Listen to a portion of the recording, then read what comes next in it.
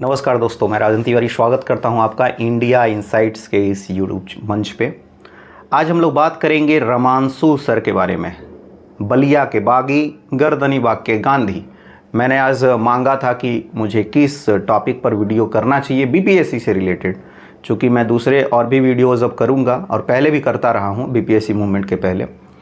तो आज लोगों ने बोला कि रमांशु सर पे जो है चर्चा किया जाना चाहिए। देखिए, शिक्षक बहुत होते हैं अभी के, जो एक बोल सकते हैं कि कॉरपोरेट वर्ल्ड बन गया है शिक्षा जो है। आप देख सकते हैं तमाम तरह के फिटजी, एलएन, अनअकैडमी से लेकर कई तरह के संस्थान, और यहाँ पर भी पटना में भी कई बड़े बड़े शिक्षक हैं। और एक नया टर्म भी आया था बीच में, शिक्षा माफिया। लेकिन इन जो नए जो कॉरपोरेट वर्ल्ड्स हैं शिक्षा के क्षेत्र में, इनके बावजूद बहुत बार ऐसे शिक्षक हम लोगों को मिल जाते हैं जो लगता है कि शिक्षक हो तो ऐसा हो, और वो शिक्षक जो कभी भी अपने शिष्य को बीच रास्ते में न छोड़ के जाए, कभी भी अधर में छोड़ के ना जाए। मुझे अभी भी याद है कि सबसे पहले मैं शिक्षा सत्याग्रह शब्द जो है वो सुना था रमांशु सर के यूट्यूब लाइव में, यूट्यूब चैनल पर। और वही शिक्षा सत्याग्रह ने इतना बड़ा रूप ले लिया, जहाँ पर राहुल गांधी जो विपक्ष के नेता है भारत के, वो आए, तेजस्वी आए, प्रशांत किशोर आए, कई लोगों ने अपना नैतिक समर्थन दिया। इवन एनडीए घटक दल से आप लोगों को पता है चिराग पासवान ने भी समर्थन दिया। और इसके पूरे तह में अगर कोई एक चेहरा जो बार बार दिखाई देता है, स्टूडेंट्स तो कई दिखाई देते हैं, लेकिन एक शिक्षक जो बार बार दिखाई देता है, एक शिक्षक जो हमेशा हमारे साथ खड़े रहे, बीपीएससी अभ्यर्थियों के साथ खड़े रहे, वो कोई नहीं था वरन एक ही शिक्षक, वो थे रमांशु सर। रमांशु सर के बारे में मैं ज़्यादा तो नहीं जानता हूँ, मैंने उनसे जितना बातचीत किया है, और पहले मैं उनके साथ एक लाइव कर चुका हूँ, बहुत लंबा, करीब 1 आध घंटा का होगा। उसमें मैंने पूछा था कि आंसर राइटिंग कैसे किया जाना चाहिए। निजी तौर पर वो उनका ऐप भी है, पढ़ाते भी रहे हैं, ऑनलाइन क्लासेस भी चलाते हैं और ऑफलाइन भी क्लास चलाते हैं। तो बलिया के रहने वाले हैं, और बलिया अपने बागी तेवर के लिए जाना जाता है, बलिया मंगल पांडे के लिए जाना जाता है, चित्तू पांडे के लिए जाना जाता है, इसके बाद में चंद्रशेखर के लिए जाना जाता है। वह चंद्रशेखर जो प्रधानमंत्री बनते हैं भारत के, युवा तुर्क जिनको कहा जाता है। और बलिया अपने बागी तेवर के लिए जब जाना ही जाता है, तो वहाँ से अगर कोई शिक्षक निकले तो शिक्षक भी तो बागी होगा। लेकिन बागी के साथ में एक चीज़ है कि बागी तो हैं, लेकिन गांधीवादी तरीके से बागी हैं। गांधीवादी तरीके से इन्होंने अभी तक पूरे लड़ाई को लड़ा है। और रमांशु सर की शिक्षा दीक्षा जो है वो लखनऊ में भी हुई। उन्होंने एलएलबी लखनऊ से किया, बट इसके बाद में दिल्ली यूनिवर्सिटी से एलएलबी किया। लखनऊ से भी उन्होंने शिक्षा दीक्षा लिया, दिल्ली से भी शिक्षा दीक्षा हुआ, और यूपीएससी और जो तमाम सिविल सर्विसेज हैं जो स्टेट लेवल के, उसमें उन्होंने बहुत बार मेंस दिया, इंटरव्यू तक गए। और 2010 के आसपास में उनका फाइनली जो है सिलेक्शन हुआ था बिहार में, जो है सीजीएल में, सीजीएल 2 में उनका सिलेक्शन हुआ, और उन्होंने सचिवालय में ज्वाइन किया। मैंने पूछा भी था कि सर आपने सचिवालय सहायक का नौकरी क्यों छोड़ दिया, क्योंकि ठीक ठाक जॉब है, सचिवालय में सब लोग जॉब पाना चाहते हैं। तो उन्होंने बोला कि वहाँ पर बहुत सारे बुजुर्ग लोग थे, उनके साथ काम करना पड़ता था, और कुछ इनोवेटिव जो है वहाँ पर मैं नहीं कर पा रहा था, इसीलिए 2016 में मैंने रिज़ाइन कर दिया। ये बहुत बड़ा बात है, क्योंकि रमांशु सर शादीशुदा हैं, बाल बच्चेदार हैं, शायद उस समय उनकी शादी हो भी गई होगी। इसके बावजूद ये निर्णय लेना कि मैं नौकरी छोड़ दूं और जाके फिर जो है अपना एक प्राइवेट क्लास स्टार्ट करूं और फिर वहाँ पर बच्चों को पढ़ाऊं, तो ये बहुत बड़ी बात है।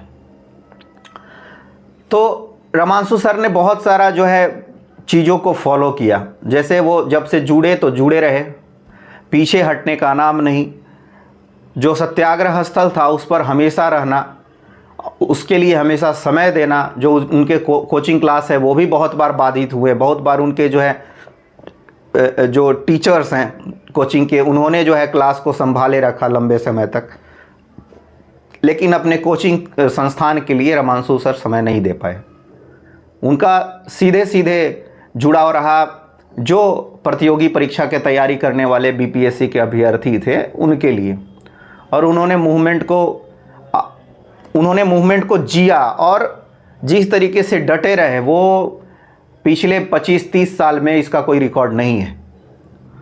तो बोल सकते हैं कि एक लीजेंड पर्सनालिटी बनने वाले हैं अब रमांशु सर यहाँ के छात्रों के बीच में, और बहुत ही निर्भीकता पूर्वक वो अपनी बात को रखते हैं। उन्होंने हाईकोर्ट में फिर से रीट भी फाइल किया है 29 स्टूडेंट के साथ में, उसका सारा कुछ उन्होंने तैयार किया। जो भी हो, लड़ाई में हार हो जीत हो कोई नहीं जानता, लेकिन लड़ाई लड़ा जाना चाहिए, ये ज़रूरी है। और ये रमांशु सर ने साबित किया कि लड़ाई को किस तरीके से लड़ा जाना चाहिए। पहले क्या होता था, कुछ भी होता था लोग सीधे लाठी खा के चले आते थे और बातें नहीं पहुंच पाती थी, लेकिन इस बार बातें पहुंची है। जिस तरीके से प्रतिरोध हुआ है, विरोध हुआ है, भले ही सरकार अभी नहीं मान रही है, लेकिन इनको पता चलेगा। दोस्तों, जैसा कि आप लोगों को पता है कि एक एमएलसी हुआ करते थे, एमएलसी हुए नए बंशीधर बृजवासी। वो पहले शिक्षक हुआ करते थे और उन्होंने के पाठक से झगड़ा मोल ले लिया था। के पाठक एडिशनल चीफ सेक्रेटरी थे शिक्षा विभाग के, यानी कि शिक्षा विभाग के मुख्य कर्ता धर्ता आईएएस ऑफिसर, और वो महंगा पड़ा था विरोध करना बंशीधर बृजवासी को, और उनको सस्पेंड कर दिया गया था। इसके बाद वो सड़क पर आ गए थे। उन्होंने पुनः रिवोल्ट करते हुए स्नातक स्तरीय तिरहुत का उपचुनाव लड़ा एमएलसी के पद के लिए, और शिक्षकों के समर्थन से और आम लोगों के समर्थन से उन्होंने इसी तानाशाही सरकार के नीतीश कुमार के प्रत्याशी अभिषेक झा को चौथे स्थान पर ले जाकर पटक दिया, और वो खुद जीते, और जीत का मार्जिन बहुत ज़्यादा था, और द्वितीय स्थान पर जनसुराज रही थी। तो आक्रोश है वो तो है, लेकिन आक्रोश को एक वॉइस मिलना चाहिए। वो वॉइस दिया था कहीं ना कहीं बंशीधर बृजवासी ने। बंशीधर बृजवासी भी बीपीएससी के जो अभ्यर्थी हैं उनको समर्थन देने के लिए गर्दनी बाग पहुंचे थे।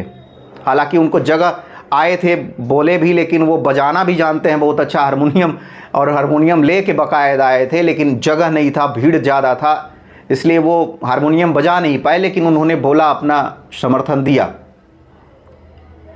तो ये जो विरोध है, ये विरोध जरूरी है।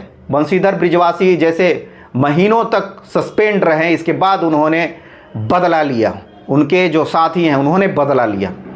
तो सबको मौका मिलता है बदला लेने का, बस भूलना नहीं है कि ये जो कर रहे हैं ये किसी भी सूरत में जायज़ नहीं है।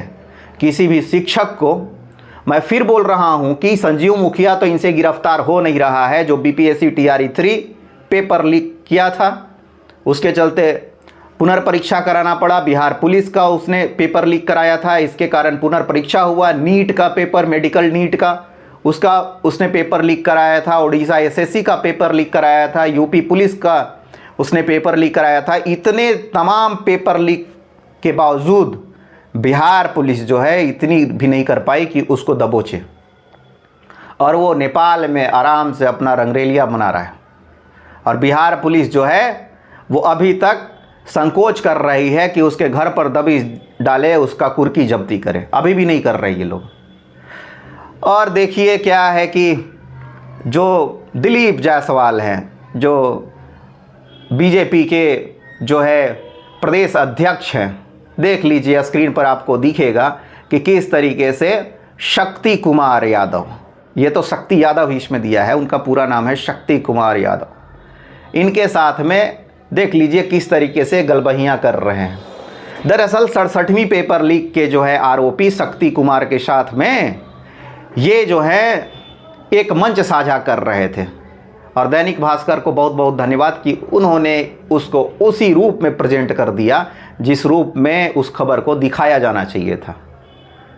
तो बीजेपी के लोग, जैसे बीजेपी के पहले के MLC रामकिशोर सिंह बीपीएससी के सदस्य रहे, उन्होंने बहुत ही जो है भ्रष्टाचार के तरीके को अपनाकर 25-25 लाख में सीटों को बेचना चाहा। तो बहुत बड़ी कहानी है।